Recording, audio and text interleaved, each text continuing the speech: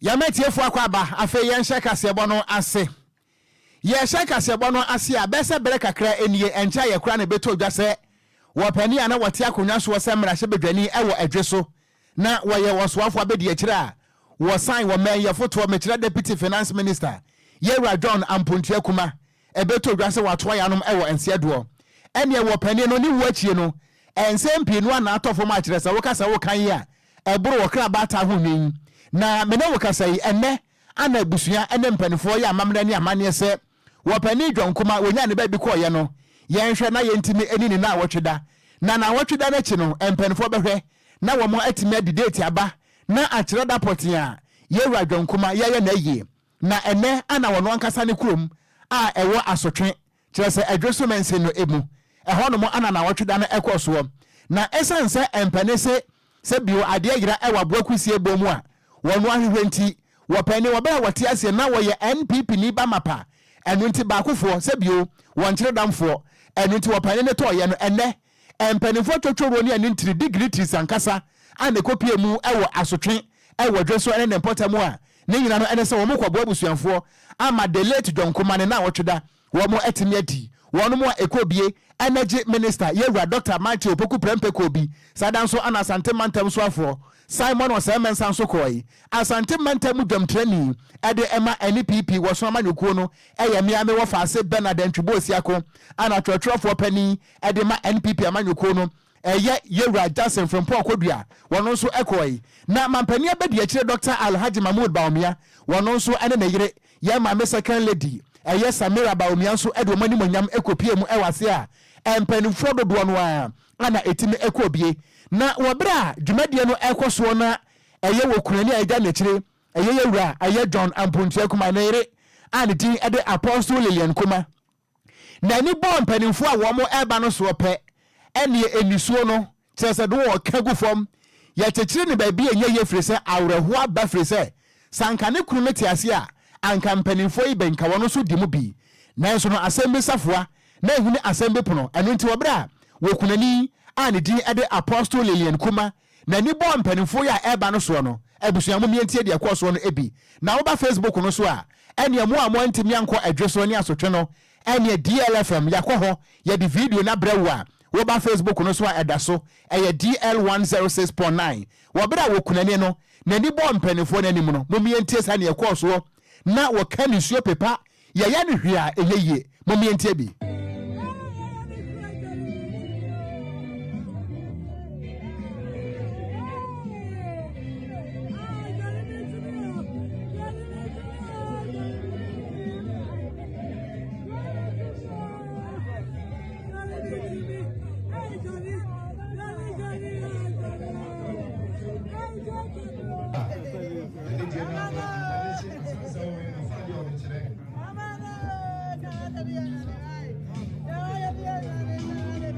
DLFM 106.9.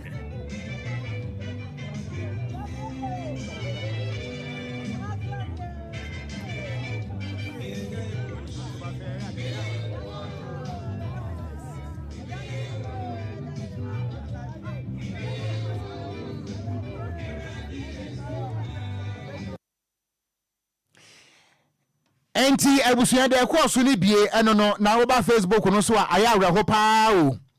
edomo ne mpempemu enne atitiri wo makogu adweso asotwe no enya samkotoa na wokunani ana bra nani ebo ni kunu amanyuko mu mpanifo ene echema wontumi ene wo ba Facebook no so a ene entia wo agye enya samkotoa na enu husu ana Apostle Lilian kuma wadigu fom no mienkwa ahoma so yensam troni a awia wo boy amane efiri na wotweda na se Michael asaba homa no so awo Mike ahoma na ateko yemu ahoma den se ye besa atoato ahoma ne ebiem na afei yade entiremu kakra nso atimi aba na enkomo bia no a ene etofom ewo na wotweda na se no watimi ede asom yayi na wo ba Facebook no so a ene edweso asotwe kuro no ankasa ane yetwade abre wo na nipa egu ho de ye awurade a uwodi ane ebo ampa o Kwadwo wahunu se na video ni sitie oko medemani ahwe mfoni ni saa na atumu se in fact enipa oba bi ko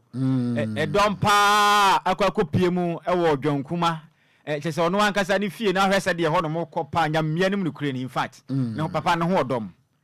ma me nkwa homa no so emra Michael ekwo na wotwe na ase se wogina ho se wonyina ho me nkwa homa no so Mike madwe Inia bejoso apombo kwa de ewa kumase adwoso no ne mpotamo oba de na de ene achen bibia eyeboko ye da nyame ase na wotwe da no me ne wokasa yi aba na wie ye ne ensambe na tofo mu a esese tiefo ne mpempem adom atie bie ewon kran Minia Medase, the late John Amponchia Kuma,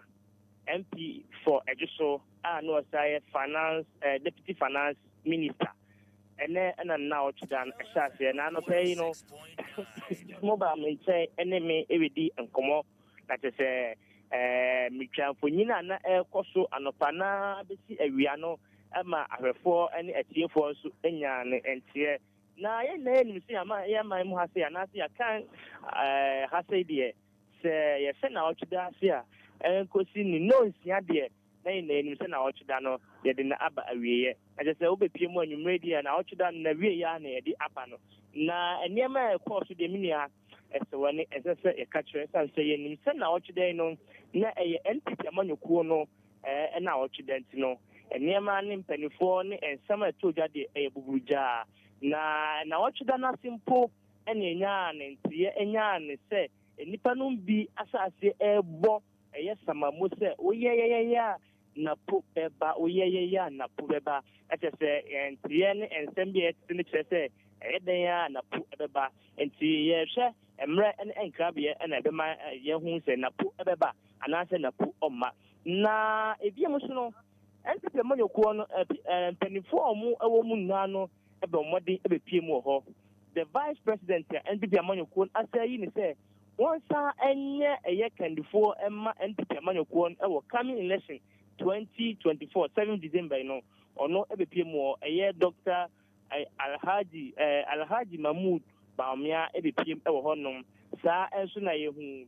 chairman owo eye Asante region chairman wuntumi enso ebe pie mu honom empanifo atini enintibe the president of Ghana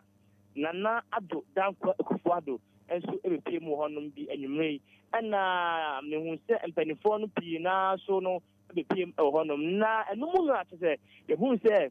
eye oba kunani a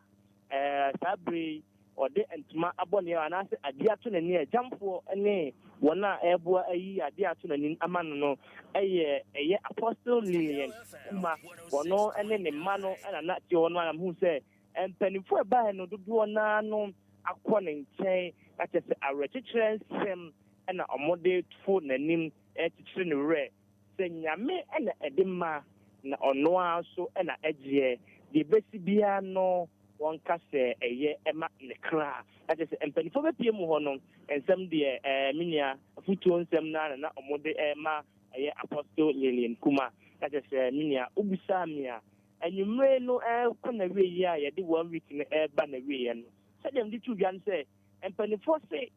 ebra omode anase abusuan NPP amanyokuo nse ebra de lawyer beto empam no 18th and 19th of May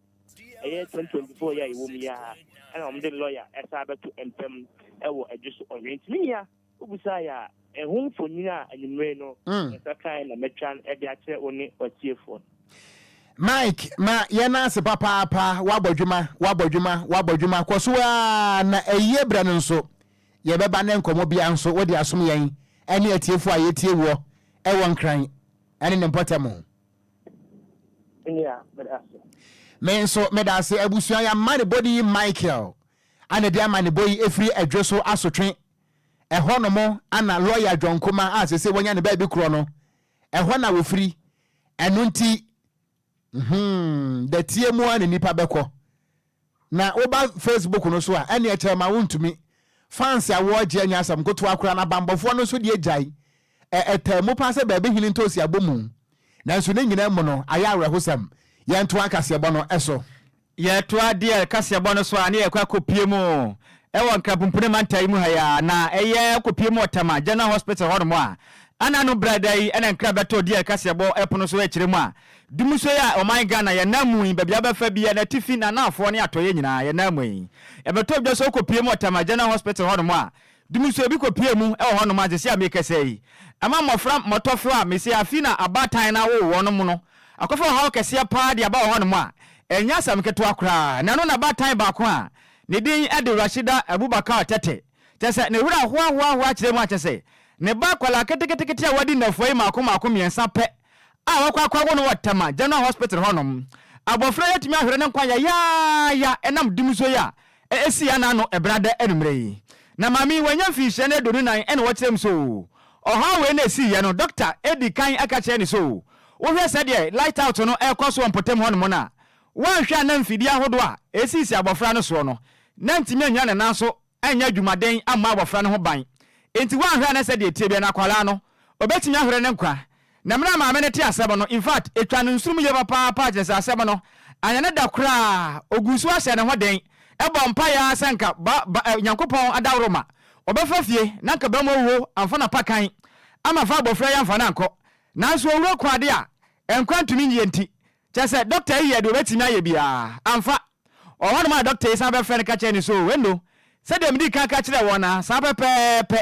abofra no enam se light out ni ti no emfidi edi ya adwuma no entime nyina na naso ti amekese yi abofra no wanya ne ba bi ekọ na mla DL kasebo ene ma me di nkomo no o tere na kusemu sei ede to DL kasebo enim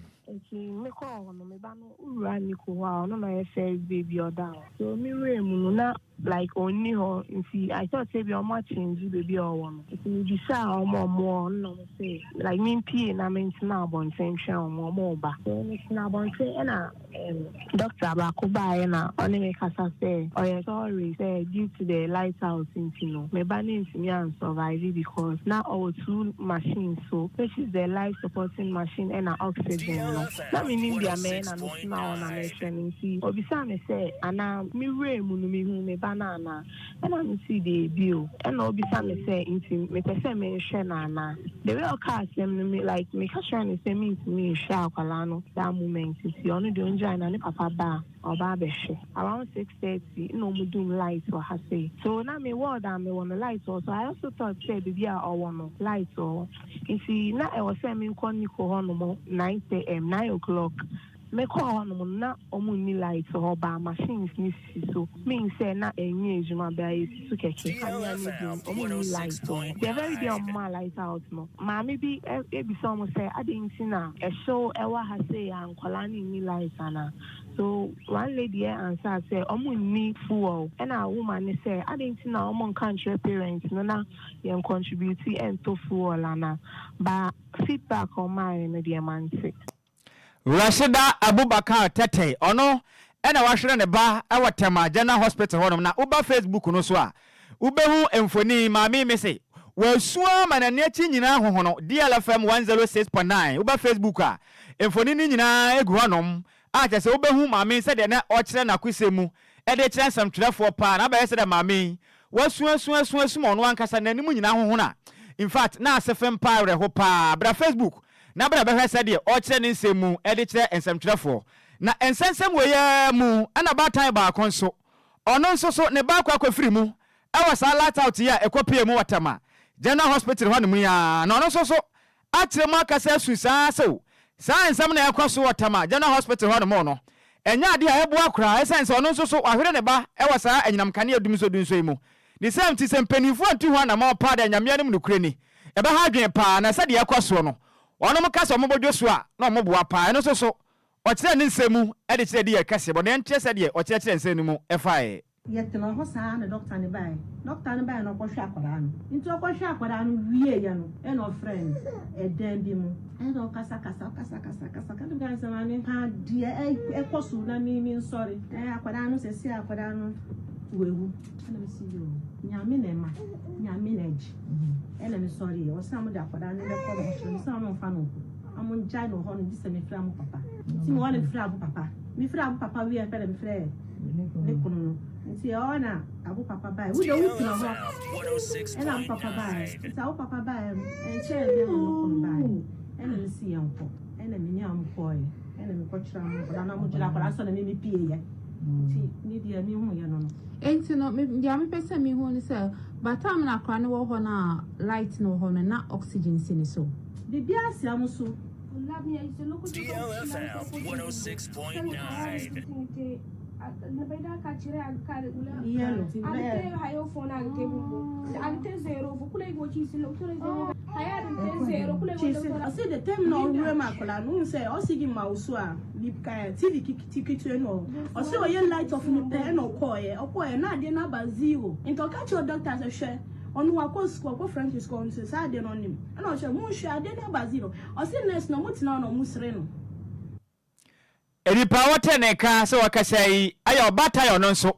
wahwe ne ba ewatama General Hospital honom enam enyam kane dumiso no na in fact okon nsem wei emu awram pa so wa krata a doctor fu etwi ade ba monten so ekire mu a wonum nim se obi awu honom no na de abatan yi kan in fact ene nsem amode ba monten ne bo abra na emu oya pa emu oya yenya menyankopon si yenyina ye kwa sorry oh ye kwa sorry anti yenya menyankopon se nya metiase a yenhwe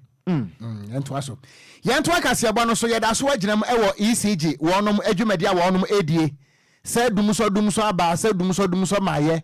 PURC for den krata beto montre so e ma wonom won se anka wonom efa timetable mra ho na ECG for wuri gina ye se ewure nchen wonom ewurutu ye se ruta adaya ai dumso bia mai enu ntire timetable dia ho hia enam so krampo ema energy minister Dr. Matthew Poku Prempen so ka say Ghana for se dumso aba wo mo ankasa Ghana for no wo mo nko printing press na wo mo enko print wo mo timetable sa asem we ama Ghana for bu ofo pa say enti minister pa nti wo kasa sa no na enwumera me na wo kasa yi Electricity Company of Ghana at the timetable naba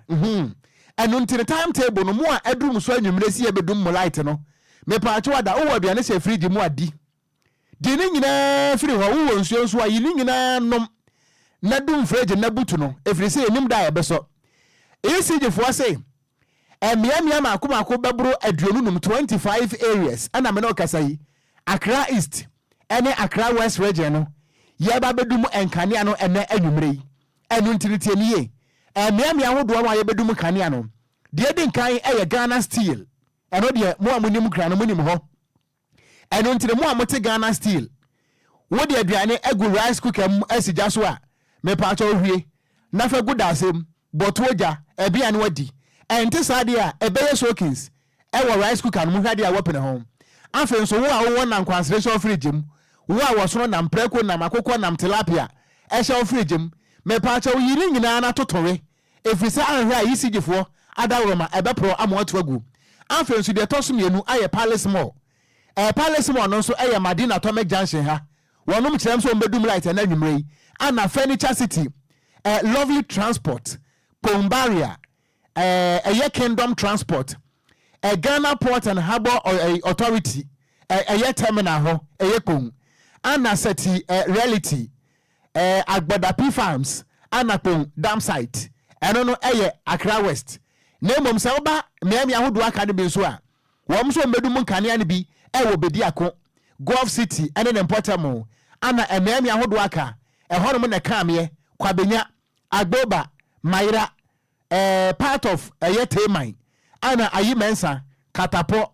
Top Heba Agboba ne Portamo Boshe Abroje Pure Water Pokwase Township Fountain Gate ene ne Portamo ECG force yan kan kire Ghana fo nyina se won bedum nkane a na emom wo mo de wo sa benkum ato nifanum pa Ghana fo kire se wo mo nhyeda na emom no eye Ghana Great Company Limited Gricofo eye wo mo Pokwase box supply point no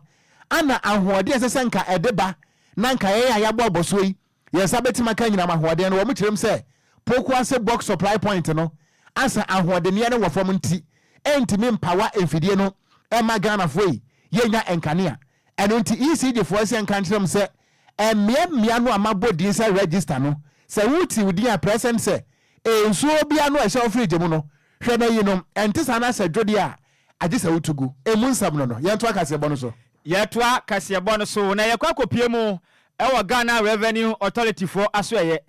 Commission General and I say Commissioner General at the Ghana Revenue Authority Eternity Ekan Giali opinion Dindi Reverend Dr. Emisadai Owusu Amwa and Ankrabe Tojaso not Danko Akufo-Addo Ghana man penny papai or the resignation letter the abrani so no small osomono wa bre enti na Danko Akufo-Addo wa pamono na enkrata beto edwa nhwehwem pefe ade aditire mu papai enya de na Danko Akufo-Addo Ghana man penny papai wa pamono wase da bida papa na time amade ma no ana contract ampenifo na akọ no enya da ababedu awieye na nkra ni kire mu a eye ehine mebosome ne da na toso du baako mfimpim mienu ne aduonu baako meche 11th October 2021 na papa yi nkra beto adwa kire mu a yesa de contract foforo de ma no se won kwaso a madwumaden emfa ma my Ghana na ne mre ebeso ye mpenifo tie ma jesa retirement age jesa mre eson ye jesa papa yi ode kwa na homgiem e wana adwuma a oye mu no ebeso ye ewa hine mebosome ne da na toso du ewa mfimpim mienu ne aduonu miensem ne papa yi ne mra esese ode kwa na homgiem mu no emre ne so ye na enkra beto dwa so papa mra ne mra ne so ye no aban esa ma no contract foforo so onko so anto ne dwumadie so na contract foforo amade ma no ebekwa awieye ewo benum mosumi ne da toso aduasa baako emfimpim mienu ne adonu na mete 31st March ya ye wo mi ye 2024 yakopo ya aduma kosi ade ebai ena opani amisadai ne mre ebeso se eye Commission General edema Ghana Revenue Authority ni senti se de ankra beto abonten chechire wa papai na Danko Akufo-Addo Ghana man pani ya pam no enya ade a enkra no enya saa pepepe enete na tiefo beka ya domkuma wa masebedwam ede nsem ebina de babonten se papai ne mra so pa se babia wadi ne mra duro no wanya mfinhye na dosia ene ne mra ni senti ebe ya onko retirement no fa di blane fanto na foforo a mpelifo be pa no onkwankwato adwumade yi so na nkra sa betodwa etire mu a ono ankasa eye ne deputy eye Commission General no eye Mr. Openi Pan den ede Mr. Anthony Otinjesi na enkra betodwa so yankopon ya doma wa hwa papai ono na besa akwafa di bre no ede asi ho ababedi dwuma pa de ama no metre eye Julian Esiam papa ne yankopon ya doma wa hwa oba akwafa di bre no na wakwakodi so se eye Commissioner General ede ama Ghana Revenue Authority afin so Openi ba kwa no so ye board member ede ma Ghana Revenue Authority ni din no ede Mr. Anthony Otinjesi ono so den krata de babontin so na Danko Akufo-Addo onyini won so krata nim se eye board member no wa resign se ne dwumadi a odi e wa Ghana Revenue Authority fo aso ye no enya de obeto akwaso asom eye Ghana Revenue Authority ni biem na Danko Akufo-Addo ono nso wo so krata nim ma ono ankasa ni General Secretary na bedi atuo asante wo so krata nim ade na se pa de ma opani so so obesom ye no omode na se pa so abode homoden asom my Ghana we ni nsema hodo a eno nso every Ghana Revenue Authority for aso ye ede eba yento akase bo no so na yen kan Ghana for messages no e kakra na me ame wo fa se ma mom Belinda and wo se good evening wo fa woni Nhyiraba mo ho tesen ye hu ye wo se kase bo no edem e wa denta pa na wo se ye ruadwon kuma na wo twida na wura ho na senya kompa na de na nkode aduane be ye dan ko ni da ana ode abayi ana nana akua mo aboaten wo se wo tie kase bo no pa edi free ya Ablekuma Central ana wo se kase bo no edem ya da ase pa na unsu betime de wodie aba DL106.9 e o Facebook no eso a yento akase bo no eso ye kwa shai osudoku mensinum e wo enkrapompone mantamo a mene wo ekasa yi eye konfopani a wo osudoku ablawo ana mene okasa ne buofuo no ne din adi ni motete Kwame Ofori na ene waye nyankomade atwi wodwan fita atwa ne tiafiri so a ne nyina no ene se wo kansam na wabona nanu mabosomfo enkomo se eye dosi abusua eye dosi clan no wo mu ni to me se wo mo ebafuru osudoku akuna kase se wonom ene ye wo manhene ewo empatam ho na wotire mu a na wo mo abre eye suban ene abrabo bi a eye His Royal Majesty eye nene ngogowuya a wotoso emiensa wo da na die se wono no yo hempon ewo osudoku ana afenso no eye akuse ene ne empatam no eno na wo mu kirem se da bi akonya nanya wo mo dia ewo bi na kowie bi na mpokura ne se bio abo akokuo wo se dotɔ mfa ne nsie wankase wo mfa ne kura eno nti se ebre bia so na se ho behia se de mo se ade so kakra na se ne mu behuri ade atena adehye ne kon ho a na wo mu kirem se enya de a wo betima atena se ma se bidua do mfrania besi kotia na wogi bode betem eno nti ene na nanom atwa hia mu a wo mo fra bosom kase ene ensu ahodo a wonom ewo shai osudoku ana enam so ema osudoku ablawo eye high priest eye nimokwa metetofori wo hwigi simpie ni apaso otwe wodwan etwa reti se ten na wonom ekirem se efiti mra wo hene ano wate abanwa so se wo man hene ewo shai osudoku patam ho eye nene klagbojo animle a wotoso enum eto yanom ewanse aduo no suban hodo pi no ana ase wo hene a wote so sesi ai no eye his royal majesty nene engogowuya a wotoso miensa wada na die edume bimpo nanka wo konfo paninki e china tumni ade eno ana ne wo mukirem se akonwa no eye wo modia ana wo mopone ho kakra ede maamo eno ntefiti na ekuroi se wo hene a wote so no nyame ya dom yen kasese bi owo mra na emom wo da mansan komti se wo hene a wote so no firi so a wo montimi makwan ma wo bi a wo firi eye dosi clan eye dosi abusuanom mefra no so wo man hene wo mpotam hoda na na wo bra wo mugu nsa wieye etwa aponti ti twa na ntweti etwa moja de gu na nanom akonfo so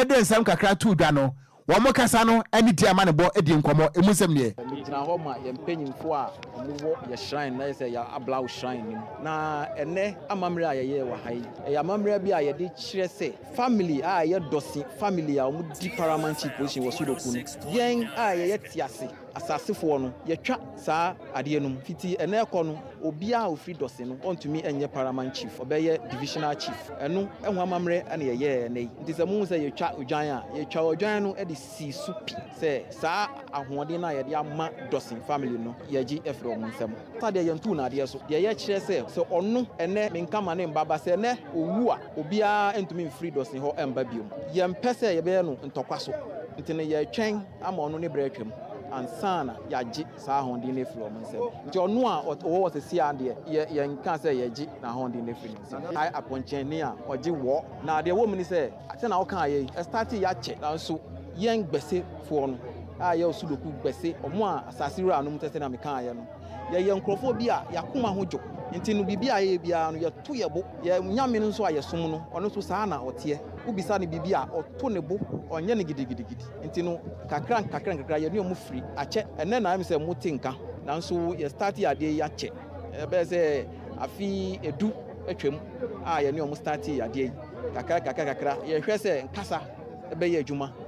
nanso ye hu se kasa na enye adwuma si ano enti na ene ya bo danger a ye kasa ene nko ade ene ne enti ene ayeti yeyi aye wo pani a wono ane kasa ede ema osudoku ablawo high priest nimo tete kwami ofori ne kasa mafo ane ete ne nkan ye to akase ebo no so ane ye kwako pie mu okoko board aso eye na public affairs manager ede ma Ghana Cocoa board eye fifi buafo na ode nkrata babonten akasa kirem so o my Ghana ye cocoa production akwafam na sen ama cocoa dwumadie ye di no mayi mu no ne ama aye bisibisi basa no eye how kitua bi na akwafa ba na ne nyina ye ewiem nsa kiraye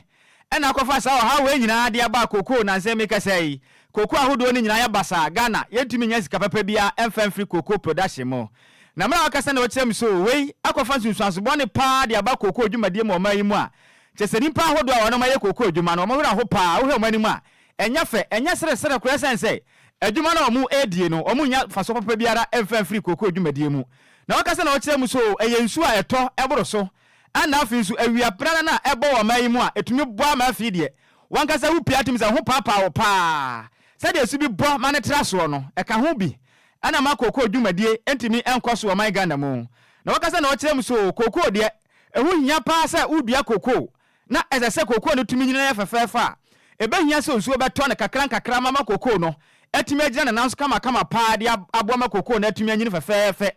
afi se du pempenso cocoa season se cocoa na etimi so nso a ebe hia se nsuo na betimi abɔ ne homade ato kakra na nso se kɔtɔboro so a ema cocoa no etimi enyina na nanso enso ma na nyafe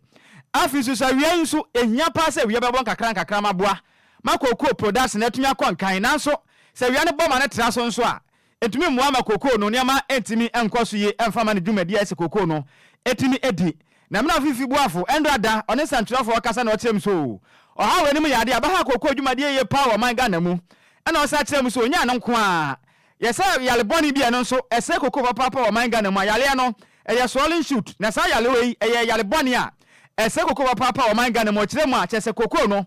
Ghana ba piem ha no mi say ya 590,000 hectares of cocoa ena sa enyalewa boni we atimi ase cocoa ahodo a ewa o man Ghana ma chese ha adwene ba papa ena wasa kire mi so eno fi ntan so a afin so amanfo otumi fa kwati kwan smuggle o mede cocoa yi etimi de kwa amama ahodo so ekwakwatwan so ka ho bi ma Ghana ye cocoa production no eso atumi ate afin so amonso wonam kwati kwan etufo magude metreli gama na ene nso aboa bi pa Ghana ye cocoa bebre na adwumadie no atumi akofo ma chese ono mo sense ase a ama cocoa ehu akuaye no akofo mpa o man Ghana mu a etumi amwa sese ye kese okopie mu amansan dwa so a cocoa ne bo na atumi ahuri pa akogina $10,000 a chese cocoa eye 1 ton bia sika fuduo pa atumi pie mu no no a chese eso ne ye papa na o tirem so Ghana se de cocoa no atumi ate akofo mu no wan ha na cocoa sika atumi apagya awa mansan dwa so no o man Ghana de yetumi sada enya ho mfaso bi esense ye cocoa dwumadie no ate awa fom pa na mna fifi boafo one sentrefo kasa ne sei no kire nsem no efae. It is not Ghana problem, it's the world cocoa problem. You realize, so it goes beyond Ghana, because at present it is estimated that we will not have enough cocoa beans for the chocolate industry, and that is why you see the current prices we are experiencing in the market. So it is not Ghana problem per se, it's the world cocoa, and the major contributory factor is the weather situation we've experienced this cocoa season. It started with heavy rainfall, even though yes, you need some amount of rainfall in order to have your production, but it started with very heavy rainfall. It affected the cocoa, and then the time we were supposed to have the cherries and then the fruiting period. So it affected that. Then got to a time where the pot you had, the expectation is that at least they are able to develop for you to harvest. Then we experience severe harmattan, extreme form of it. So this El Nino challenge we face is one thing that has contributed largely to the low production we're experiencing this year.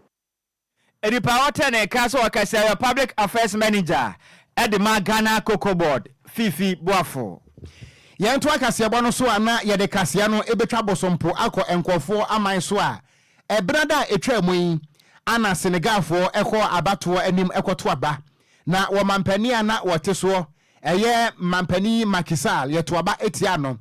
ema sabre abrante wonye mfinhia aduanan 44 years eye Basiru Diamai Diakalfai mene wo ekasai Senegalfo ato aba ama na de bako a enika ene se abrante na wo da fiase na ebeka nefu amakomako edu 10 days ama ya to aba ewo Senegal no ana yeyi no efiri afiase na enso no ebuburo kosua ade ebeye ensa da kura ema Senegal fo to aba ede ama abrante a wanya emfinhia aduanan enan eye Basiru Diamai Diakal Fai meno kase wono ana oye wo mampanin na sade wo man hihye esitie no se ye to aba ema wo a esese we declare our assets edapade ahodo a wo ansa na wo bedi mampani se na be ya daachi be no wo kọ na se hu se wadapade adoso a ya chewni atwa wachiri mra ya twa wachi na machirawo awro wo pieto boxer shorts afa akọ ho na eno ana heritage declaration eno eye document a eye wopani wode abetu dwa a kire se wo declare no asset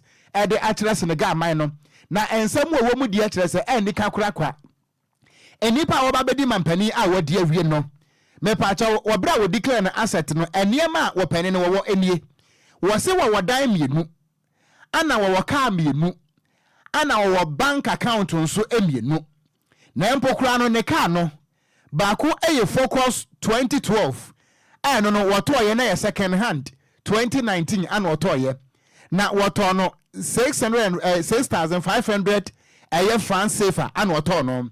ana ne car etoso mienu eno so kura no eye second hand eye Ford Explorer eye Platinum ibi eno so wose eye second hand I woto no 2022 ya na chese 2 years ni eno so woto no eye 19 million eye France safer yi ebie na eno mo chese wapani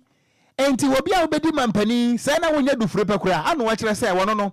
wo ba besom Senegal eman no wo besom wo mo enukurem enu nti wonim sese wo besom nipa se mampani a eni kwansa wo sesa wo man adwapade boso enu nti no wo ya wabedi mampani a chese wo betena so mfinhia nan wo ma Senegal man nyina hunu se adwapade a wo wonie eno nti daache bia na se wo ko na se niam bia beka ho a na se ho no se Senegal fo bebusa na semu a na wo mo ebisa eno nti eye mampani Basiru Diamayi Dialkalfa yi no ene wo declare na asset no emu nsam ene se wo wadan mienu pe wo waka mienu pe ni nyina mpo eye second hand ana bank account nso mienu sika wo bo no nso no wo de atodwa amene wei ene nsam a efre Senegal ma no mo aba ye na ye ho ni aboafo nkrato ye ba sesi a na afei eye apakan GH e de agopama so nsam ato ayen so DL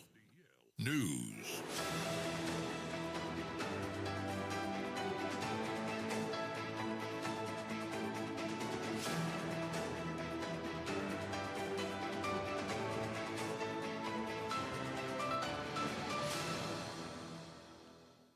Right, abusia yensa mo bibiala jon mo bibiala kwaba famra DL 106.9 FM kasafidie so ene yawada enwumne no nsia kase bo so mrewedu sa gudie mo nsema wo so abusia ya boabo no yede ba ne yede beda na hu ne ekọ ene ne ba ewa gudie mo nsampi na na eguyan pron so a yede ba Ghana de wa na nkrofo nkro so de latest any exclusives ni nyina no abusia yede ba me amede nsem na bre no edi ameje so no eya Yesu ano de hye apakan the Blazer King in 10 times so minsi famna mention semana say emfama dia mention se emfam fifie na mimpiemu award the senior national soccer team the Blasters of Ghana akache na former player Edema the Blasters of Ghana we see akan Edema Heart of Oak Pen ukopiemu wa Germany Shaka 04 no nyina no we see akan dia mon pen ye friend no Antonia Nine na Antonia Nine akasa dia fa Blasters on or see currently no Blasters na we good players our squad no na mom ni aka ne se otuado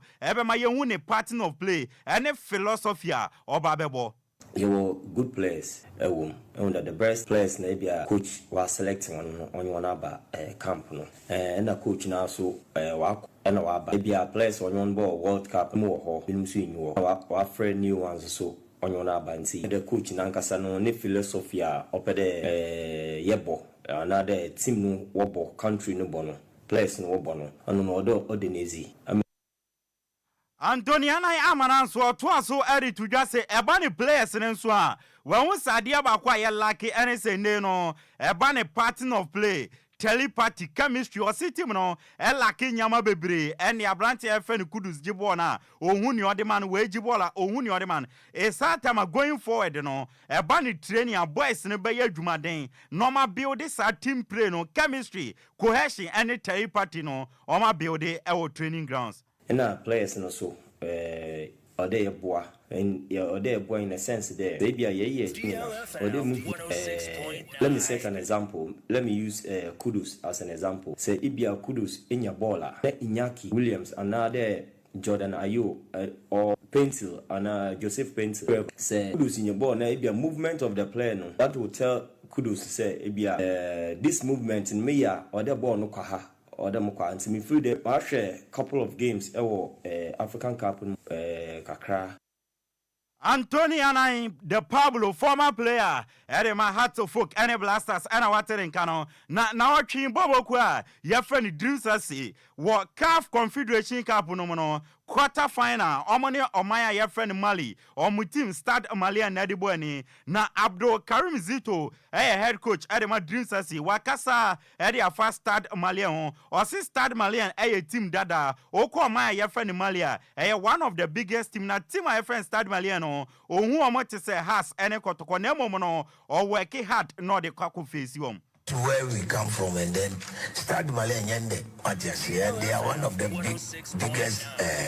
team in Mali and of late Obia was in Mali almost they are more into the academies and then they are improving a lot to play during our time. We don't get the opportunity either Congo, Liberia, Minkai, maybe Abobida, I don't know, Minkai. So I see them, they are like Hasafuku. Abdul Karim Zito Amananswa Otwaso Ekasa Erefa Ghana Sports on na coach Abdul Karim Zito Echema or se baby edu no say ye pese yan sports no etumpon na ye do the top level dia e say aban ne brem na aban no ebe support sports no e Ghana sa aban no amma me support sports a ebe din say the level na ye pese edu no ye bedu. This is where I felt, say, if the government don't come in to support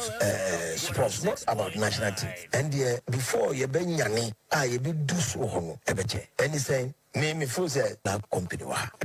Then talk to the government. I will subsidize your tax so that you invest the rest into the game. Ne krakra mu no ena coach Abdul Karim Zito Echema nanse ona mo tete se nkrofo keka ena Ghana football asay o se ne enti nkrofo keka sane se has ne kotokona eye Ghana football na eye two big clubs e Ghana no nanse omo da fam tam Africa omo ntumi mbobi eno na nam so a e man nkrofo keka se Ghana football asay se ye na has ne kotoko de bi omo bo Africa bo omo mode a nkobi nka se Ghana football asay. Ghana football is House of Folk and Kotoko. Let me be honest with you. House of Folk and Kotoko and Ghana football. Assuming House in Kotoko and only a consistent in African game. Ghana football. No, and say, but Woma, you need that was Suna. Wombeya, I didn't know one will upper from. Coach Abdul Karim Zito head coach Adeba Bobokwa your friend Dreams Asi ana watene nkano yenko pienwe Kumasi Asante Kotoko Akache Kwadwo Asante NCC protocol officer na yabisa nse nanse nyama nkoye Kotoko NCC num na ede na problem no eno ase Kotoko problem omu face wo NCC num se tribalism adolson NCC num ema NCC no emu achiche nienti ni se okopiem Ashanti regional NCC no especially chairman Kwaku Aponsa K5 oma yo monse se umfi Kumase na ofi agire na opese obedi NCC na anim dia ene yesabe unye ni pe se obedi anim na sa tribalism no eno na ama Kotoko NCC no emu achiche no I divided. The entire I divided. More Ashanti region. The Traba about a supporters front. I got to say a film rap. Yenya Christopher Damenya Ebepe National Chairman. Over to the Indian more Ashanti Titi any time K5 any Alex Menu and then Crawford. I say a taboo so be free outside Kumasi about the Kotoko and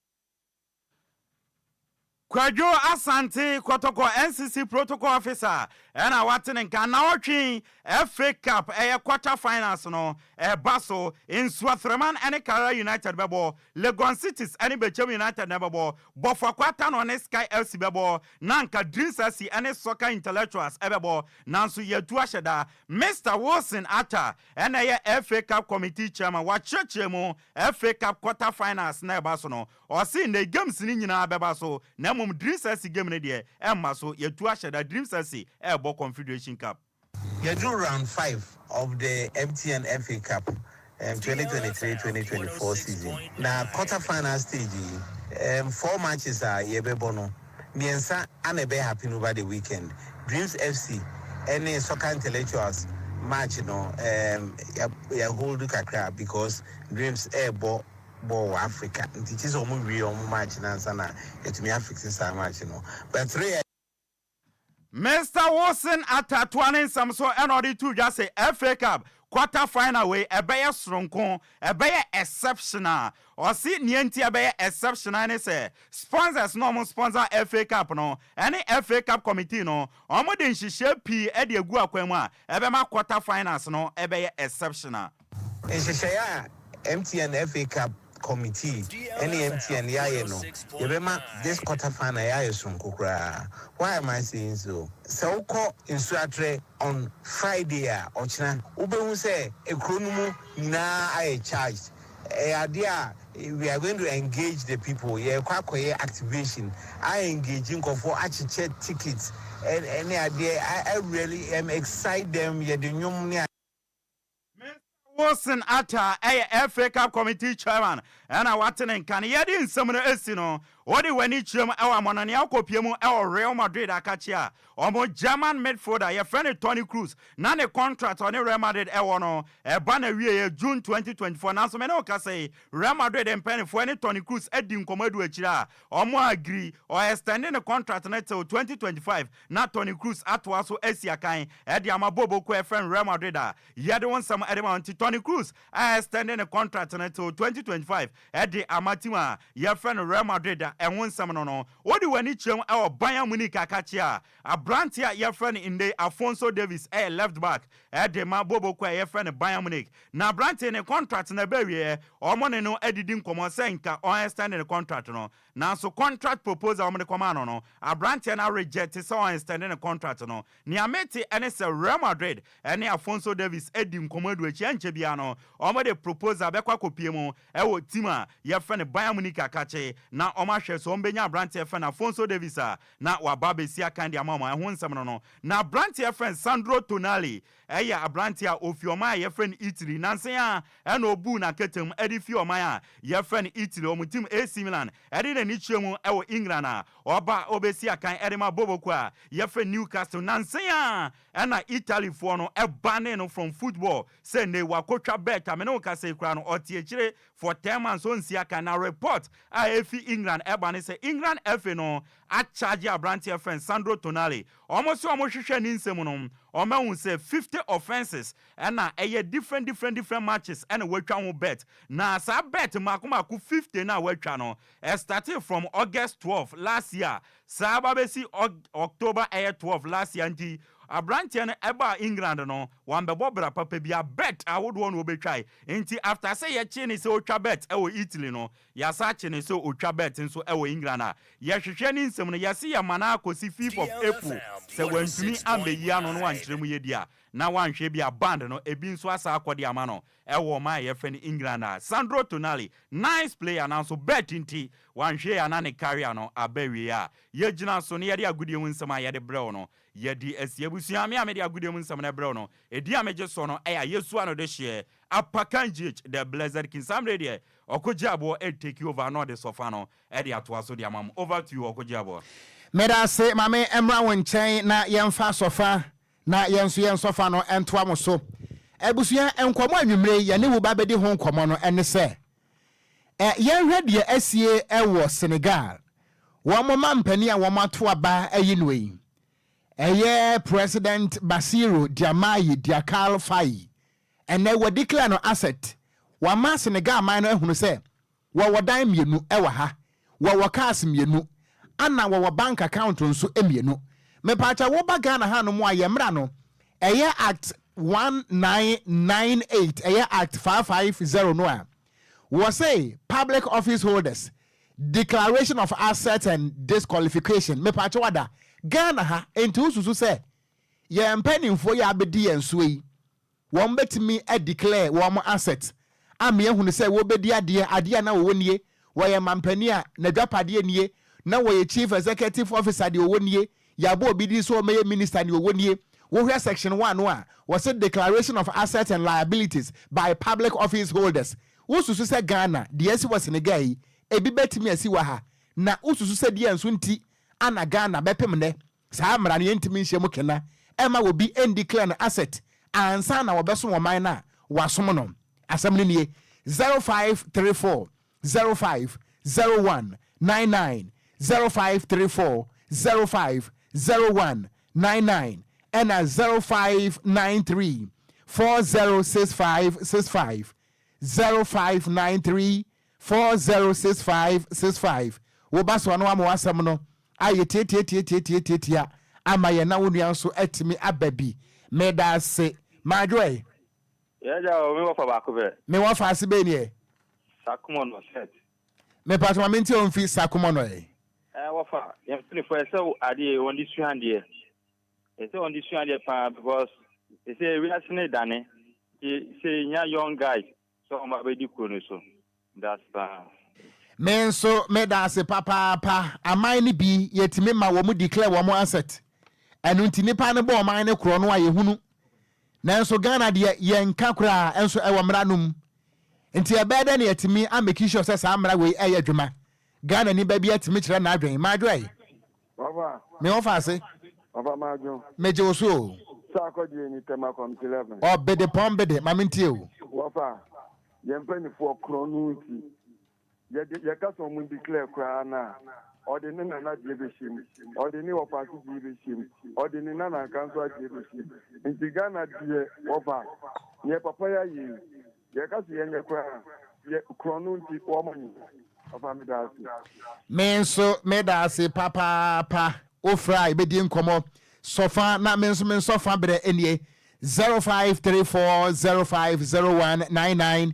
0593406565. Good evening. Good evening, Wafa. Me Wafa Sibenie. Yaira New. Yaira. Phil. Miss Mafio pa. Oh. Ay, me Wafa Sima Mintiwa. Abro. Baku ya bro. Pese mi kuminya. Ninyo na akabo ma ni beyi. Ene ya omo. Sa? Wafa ya just had no omo timi pati. Ya yan so kan sampa o. Wo si de din kan ya dia ya. Abro. Ai, pese mi kuminya. Pese mi kuminya. O de kan wa ninyo na ya beyi. Wo kan bo mo ya beyi o. I see. Ghana. Listen, now you when I have a birthday, my tries out the line in the better your birthday. Last 26, no. Oh, Enso media mautina. Why? Mo medase. Madre. Hello, good evening.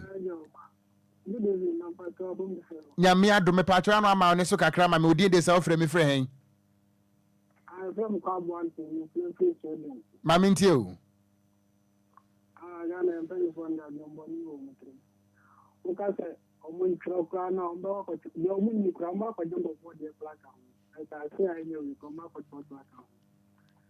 Ina o me to ani ya mo mpa ese yam fo mu kin yanko pon papa po bo ni yam fo mu kin yanko pon na mo bo ma. Meda sepa wasi ye nya wo ma nyankopon madwe ejo so of I want to say nyankopon do me wo fa ase be ni o feminist mka se fra denta Ernest mamintie we mata ene kwe ni wi ase bi mu ene kwe pa ni wi ase bi mu radio station ni bi kan no kwe ni bi so twintin gum DLFM mo 106.9 mo beka ya betiem enyo na aka ya nka country we ke beti wasem e ya abro le wiase makam so tutu okuru be ma dawoto na ade omunkoso a na da bia me kam sinyankopon ama obewu akoto no na temu achi no so de omunye de omubeye e ya bro omunnim pa se wo ho omunnim pa eso ya bro masa e ka se ye kan e kan de ye nkan je omunyankopon medase ye chia denta fo ye da mo ase madwe je wafa me wafa ase aba ye kabiem oh fagansa ka to temkura simple wafa young boy aba mamintie umfinsa wem Dela Mrs. Sadakaya no. I brought it the year, you know. I'm a home town. I want to some kind of credit card. You know, Yanko, your job was in Yanko Pon, Yanko Ponan, your Mundi. Often a cramp and I know, and I'm no fan part almost. And that on Pi, what are you, boy? Boom, a boy, you know. I'm running a bomb passage to say, how am I? Sir. I say, medase. Ye chance we move for madwe. Over me do too. Me pacho udi de so frame me frame hin. Over pacho me dinde Ajmagic. Me ka se free Metro Max dodoa. Mamintie on fi Metro Max dodoa. Offer. And someone more candidate e no prayer. Ghana no radio station is both. Omo na ama yam ko ye ni mu. because adwuma bebree ni yie fu a yɛnyɛ adwuma yɛ ɔn bɛ kyerɛkyerɛ ɛnyɛma ɛbɛboa yɛn bon sɛ ɔmo yɛ o wee kuma bi wee kuma e ɛdan so wusi na sɛ wɔn ɔso a wuntumi nkasɛ wɔsi dan ba mo ba yɛ ne lɔya ba na ɔbɛkyerɛkyerɛ ade a woyɛ ɔpɛni ka deɛ ɛka wasa no kakra ma me wae okay ɛno ɛyɛ mɛka sɛ wɔn sɛ yɛsi dan eba no wɔsi dan yɛwie na bia ba yɛ mɔɔso nti wuntumi ɛntenam ɛwɔ sɛ nka eba no wɔsi dan a biiba no wafa ɛnyɛ hu sɛ mɔɔdwe yɛn ba weba a wɔfa na ɔfa left a weba no wakɔfa right nti ɛma ɔman ne nkɔso tɛn bia na ɔman no ɛwɔ ntwɛtwɛdɛ ɛma yusi ni nso yɛnya mpuntunu nti tɛn bia obi bɛwie na wonya adwuma yɛ meda ase paa mepatwa woyɛ me last caller fa mepɔn wɔfa nie me wɔfa ase nie wɔfa sɛ nyansa nie nyansa ma mentie wɛ tema kompisi ma mentie o niampɔn wɔfa adegye akeka kyerɛ sɛ mo hodɔ ne tade lumba dɔnti na ɛyɛ frɛ mo because Ghana asɛm no woka sɛ woka wobɛka saa sɛa na ɛsɛe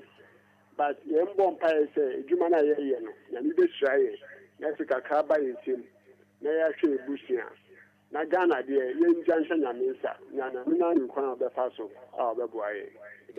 me nso meda ase paa meda matiefoɔ ase yɛntimi mfa afrɛfoɔ no ebiem na yɛsɔ so a hitman abɔ awura mu a wɔde awosoɔ no ɛbɛsom wɔ fiti saa bere kɔpem sɛ nondu ɛbɛbɔ deɛ ɛyɛ nnwompa kasadɛ ɛne nea wopɛ ane ɛbɛyɛ de ama woɔ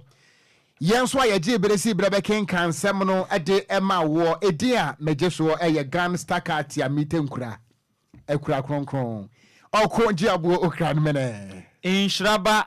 Kwadwo Sammy bi yɛmfa sɛ da ɛma DJ Omarion wɔno ana tena Facebook na kyidi yɛ kɔ yɛ kama ɛma mo nso munya bi ɛhwɛ yɛ yɛda mo nyina sɛ anwummerɛ yi ama mo nyina mo anitia wɔgye yɛn obogya DL News.